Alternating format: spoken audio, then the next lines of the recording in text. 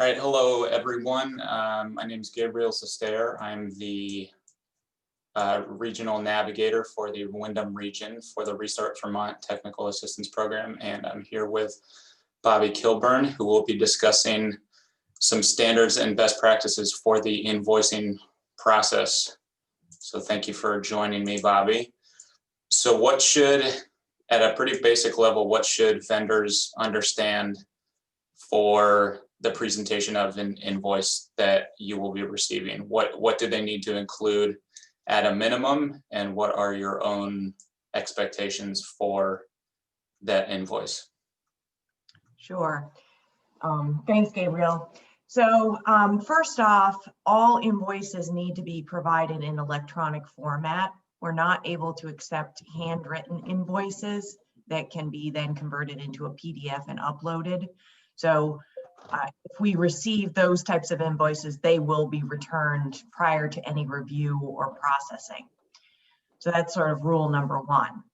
Secondly, any invoice that is uploaded, if you don't have a template, Gabriel, I understand you're going to provide a link to a template that we've developed for a technical assistance provider's use.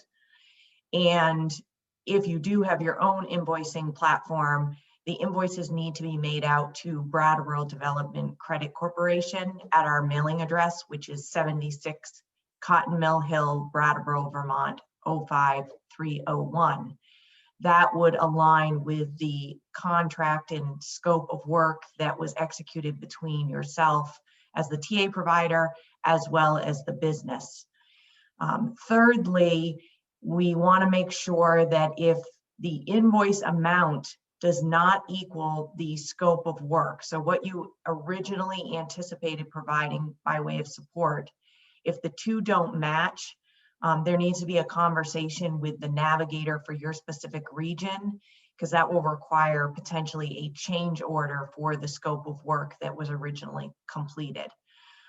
So the navigators will be reviewing the invoices. If the invoice amount does not match the original scope of work, it will need to be returned, or a change order will need to be submitted. And then as a best practice, I would say that each invoice should really detail and mirror the deliverables that was originally put in place during the scope of work. So if you had 4 deliverables with 4 different cost amounts, that should be reflected on the invoice as well. If you did, for instance, website work and you had 4 different deliverables at different rates, please detail that for us. Versus just doing a line item that says website development or website improvement and an amount. We'd like to have the details so that they mirror the scope of work.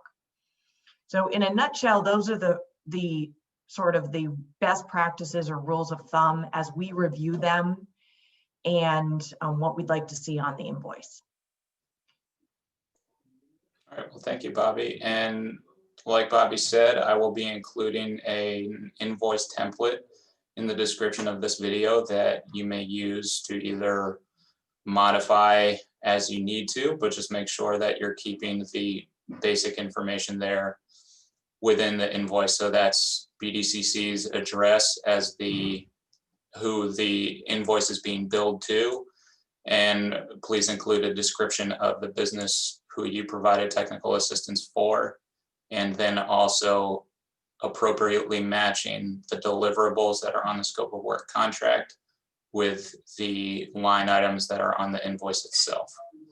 So other than that, please reach out to your individual navigators with any other questions that you might have. And Bobby, is there anything else that you think should be included for vendors to know about before the invoicing process starts? No, I would just reiterate what you said, Gabriel. If you have any questions before you upload the invoice, I would ask that you reach out to the navigators first. That may just help answer the question quickly and will possibly stop the need for a change order or for us to have to return the invoice for us not being able to pay it. All right, thank you very much, Bobby, and take care, everyone. Thanks, bye.